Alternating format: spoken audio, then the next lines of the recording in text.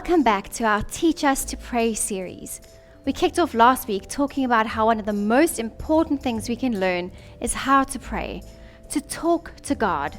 And so we've been learning the Lord's Prayer, which is the prayer that Jesus taught his disciples when they asked him to teach them how to pray. Can you remember how it goes? Our Father, who art in heaven, hallowed be thy name. Thy kingdom come, thy will be done on earth as it is in heaven. Give us this day our daily bread, and forgive us our trespasses as we forgive those who trespass against us.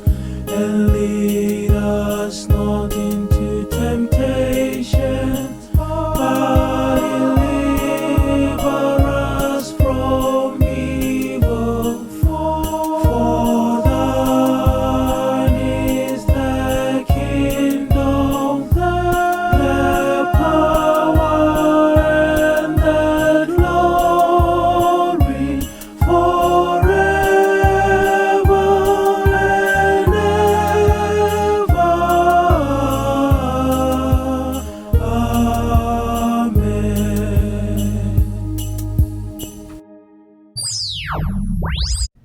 This is an awesome prayer. Jesus didn't mean for us to learn it just word for word and pray it like that all the time, but it is really helpful for us to use as like a blueprint, a starting point to learn how to pray and what we're supposed to do when we pray. Last week we started with the first line, Our Father who art in heaven. That reminds us that when we pray, we are talking to a loving Father who knows us and who loves us so much. We don't have to be formal or use fancy words or say the right things. We can just talk to God and experience His love. Today, we're going to be looking at the second part of the Lord's Prayer, Hallowed be thy name. That sounds very old-fashioned and strange. Want to come with me to find out what it means? Great! So let's push our magical button and see where it's going to take us so we can learn more about how to pray. Are you ready? We're going to say, teach us to pray. 1, 2, 3. Teach us to pray.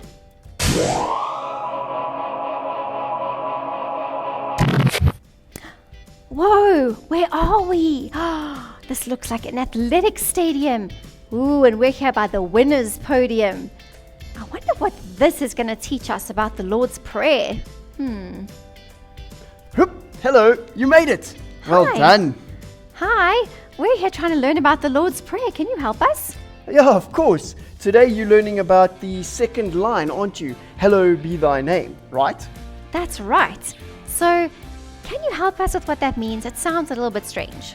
Yes, it does. It does sound a little bit strange because hallowed is an old-fashioned word, but basically just means holy, honored, and glorified. Oh, I thought it had something to do with hello, No, but that not actually right. makes a lot more sense.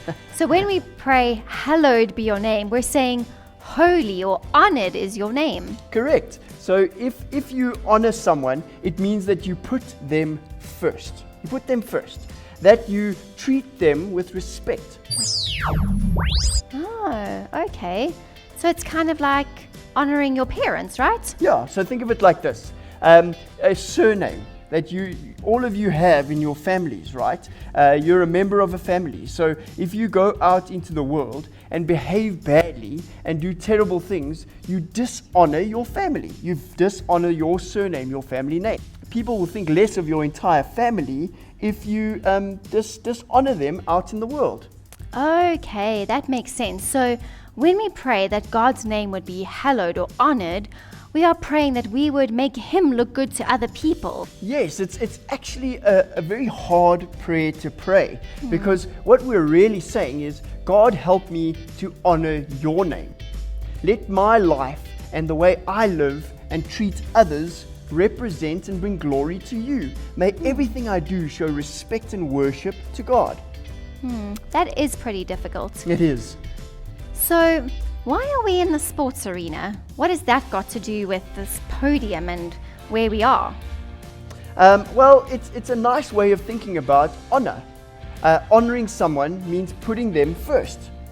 Oh, I get it. We're supposed to honor God by putting Him first in our lives, in first place. Yes, exactly. There are a lot of things that vie for our attention and for our love in our lives. It's easy for us to put other things first and in top place of our lives over God. Things like all our activities, our friends, our school, even things like being popular, fitting in, material things. But God asks us to honor Him and by putting Him first in everything that we do and making Him the most important thing in our lives. So when we pray, we're supposed to be reminded about that. That our whole life is supposed to be focused on putting God first in everything that we face.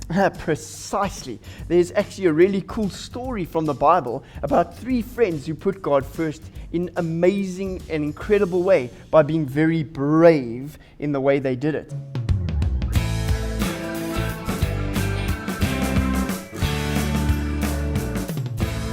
Daniel, Shadrach, Meshach, and Abednego were 4 Jewish friends who became powerful officials in Babylon. They honored and obeyed God, so God honored and blessed them. One day, King Nebuchadnezzar made a huge statue of himself, and he issued an order throughout the land that whenever people heard the sound of trumpets, oboes, lyres, or harps, or any other instrument, they had to bow down and worship the golden statue of the king. Anyone who didn't bow down and worship the statue would be thrown into a fiery furnace, which is like a really big oven. There were some people who didn't like Shadrach, Meshach, and Abednego, so they went to the king and said, "O great king, you have ordered that everyone has to bow down and worship your statue whenever they hear the music playing. But there are some Jews that you have put in positions of power who disobey your orders. Shadrach, Meshach, and Abednego won't bow down or worship your statue." This made the king very angry. He ordered Shadrach, Meshach, and Abednego be brought to him immediately. He asked them, "Why are you disobeying my orders, and why do you refuse to bow down and worship the statue? Don't you know that if you don't obey my orders, you'll be thrown into a fiery furnace?" They answered the king and said, "We will only worship the one true God. We will never bow down and worship your statue.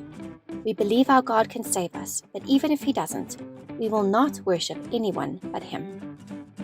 So King Nebuchadnezzar lost his temper, and his face turned bright red. He got so mad that he ordered Shadrach, Meshach, and Abednego be thrown into the fiery furnace, and that the furnace had to be made 7 times hotter than usual. Guards tied them up and took them to the furnace, and when they threw them in, the fire was so hot that the guards who threw them in even died. Everyone expected that Shadrach, Meshach, and Abednego would die immediately, but after a while, the people watching saw them walking around in the flames. And there weren't just 3 men, there were 4. The king said to his officials, "Didn't we tie up 3 men and throw them into the furnace?" They answered, "Yes, we did, your majesty." "Then why do I see 4 men walking around in the fire?" he asked. "They're not tied up. They show no signs of being hurt. And the 4th one looks like an angel." So the king called out into the fire to Shadrach, Meshach, and Abednego and told them to come out. They walked out of the fire and were totally unharmed. They weren't burnt at all. In fact, their clothes didn't even smell like smoke. The king suddenly realized that Shadrach, Meshach, and Abednego's God was the real God, and that He is very strong and powerful.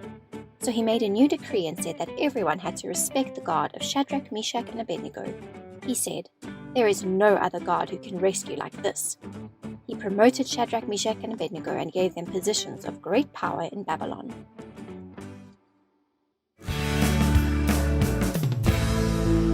Wow, Shadrach, Meshach, and Abednego were so brave, and they risked everything because they refused to honor and worship anyone above God. So when we pray, we focus our hearts and our minds on God, and it helps us to have the courage and the grace to put God first in our hearts and in our lives. That's what Hallowed Be Your Name is all about. Wow, thanks so much for helping us with this and discovering more about prayer today. So everybody, it's time for us to head back. Stand up and let's jump up and down 3 times. Are you ready? Cheers. Bye. 1, 2, 3. 3. 1, 2, 3.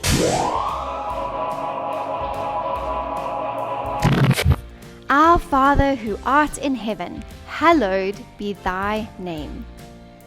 That's so amazing that we can pray to our kind, loving Father who knows us but is also the almighty King of Kings. And when we do, it aligns our hearts and our priorities. It helps us to make sure that we are living lives that really bring Him honor, that put Him first above everything else. Join us next week as we learn more about the Lord's Prayer. I look forward to seeing you then.